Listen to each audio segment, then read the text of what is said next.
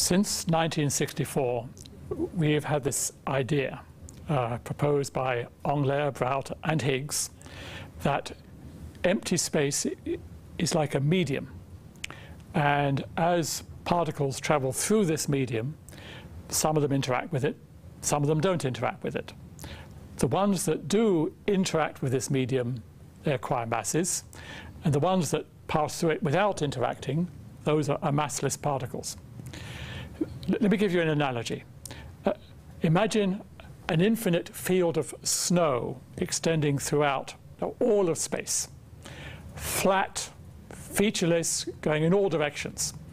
Maybe the middle of Siberia.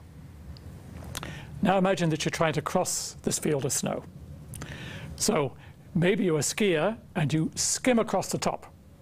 That's like a particle that does not interact with the Higgs field. It doesn't sink into the snow. It goes very fast. That's like a particle with no mass traveling at the speed of light. But maybe you've only got snowshoes. In that case, you sink into the Higgs snow field. You get less speed than the skier, less than the speed of light. That's like a particle with mass because you are connecting, interacting with that Higgs snow field.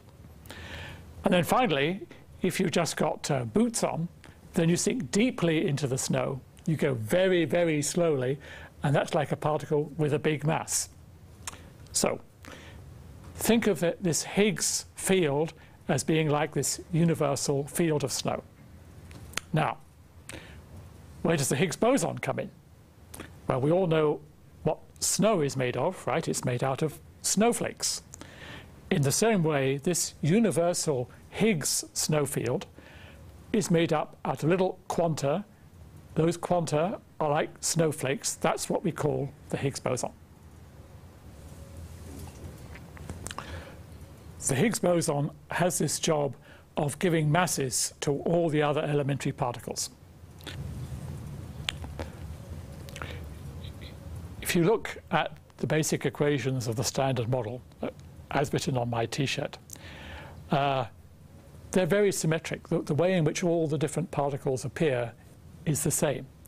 At least on the top two lines, there's nothing to distinguish particles which have different masses, for example. But this symmetry has to be broken.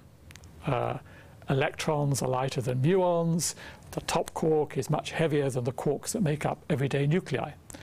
So the top two lines, the symmetric lines, cannot be all there is. There has to be something to discriminate, distinguish between the different types of particle. And that's the job of the Higgs boson. That's the job of the two bottom lines.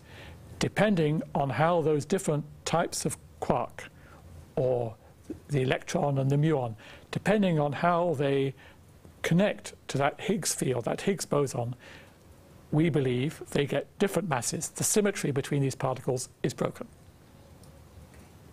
Just